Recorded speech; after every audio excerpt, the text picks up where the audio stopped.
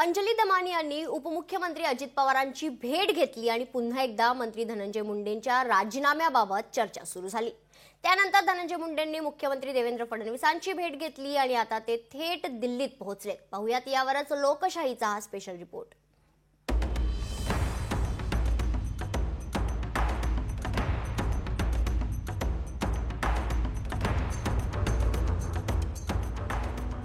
अंजली दमानी यांचा दणका, धनंजय मुंडे थेट दिल्लीत।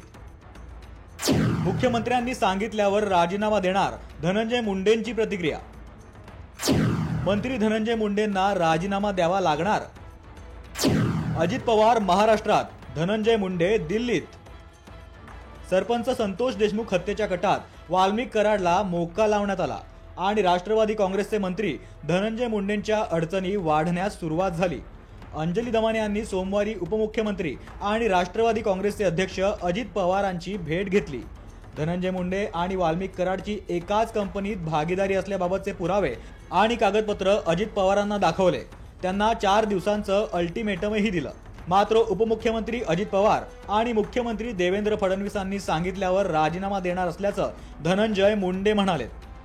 एक तर हा कॉग्निझेबल ऑफेन्स आहे आणि इलेक्शन कमिशननी जर ठरवलं तर त्यांचं मंत्रीपदच काय, त्यांची आमदारकी सुद्धा रद्द होईल। आणि हे होताना मला दिसतंय, जर यांनी आज कारवाई केली नाही तर मी सीजनकडे ऑलरेडी पत्र लिहिलेलं आहे आणि त्यांच्याकडनं याला सुओ मोटो पिटिशन दाखल करून घेण्याची विनंती देखील मी केलेली आहे। माननीय अंजली दमानी या स्वतः आदरणीय उपमुख्यमंत्री अजितदादा पवार साहेबांना भेटल्यात आणि त्यांना जाऊन भेटून मुख्यमंत्री देवेंद्र भाऊ आणि उपमुख्यमंत्री अजितदादा यावरती स्पष्ट उत्तर देतील।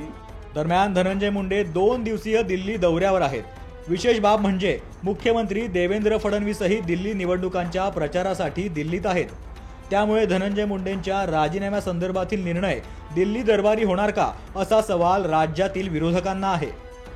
आपलं पद वाचवण्यासाठी शेवटी त्यांना दिल्लीतच जावं लागतं। अजित पवार गटाचे ते मंत्री आहेत, पण खुलासा द्यायला कुठे जावं लागतोय तर दिल्लीमध्ये अमित शहाकडे। त्यांच्या पक्षाचे राष्ट्रीय अध्यक्ष मुंबईत आहेत किंवा बारामतीत आहेत किंवा पुण्यात आहेत बसलेले, पण त्यांचा पक्षाचा मंत्री खुलासा देण्यासाठी दिल्लीत जातो, ही महाराष्ट्राची अवस्था आहे। शेवटी त्यांच्या पक्षाचा तो निर्णय आहे, पण मला वेदना होतात एकाच गोष्टीच्या की अंजली दमानी असतील, सुरेश धस असतील, कालच्या मी संदीप क्षीरसागरांचं कालचं स्टेटमेंट बघितलं।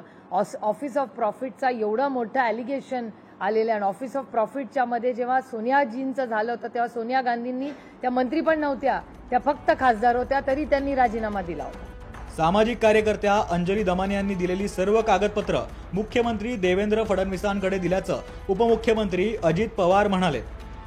मला पण त्यांनी काही कागदपत्र वगैरे दिलेली आहे आणि काही त्यांचं म्हणणं जे काय आहे ते सांगितलेलं आहे। ही कागदपत्र मी म्हणलं मग तुम्ही काय केलं, ते म्हणले किंवा ते जी काही चौकशी चालू आहे त्याच्याबद्दलच्या काय वस्तुस्थिती नक्की पुढे येते आणि त्या प्रकारे मग पुढच्या गोष्टी काय करायच्या। मी दोषी वाटत असेल तर मुख्यमंत्री आणि उपमुख्यमंत्र्यांनी सांगावं, अशी भावनिक प्रतिक्रिया धनंजय मुंडेंनी दिल्लीत दिली आहे। 51 दिवस ट्रायल सुरू असून मी टार्गेट असल्याचं धनंजय मुंडे उद्विग्नपणे म्हणाले।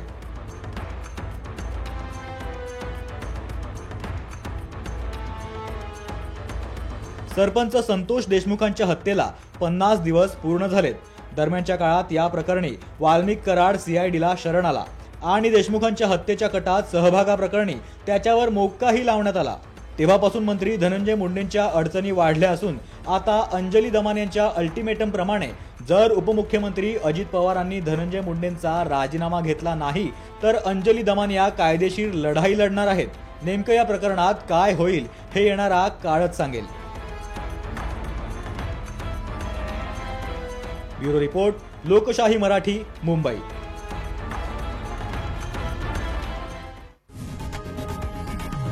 लोकशाही मराठी, ऐका, पहा, जागरूक रहा।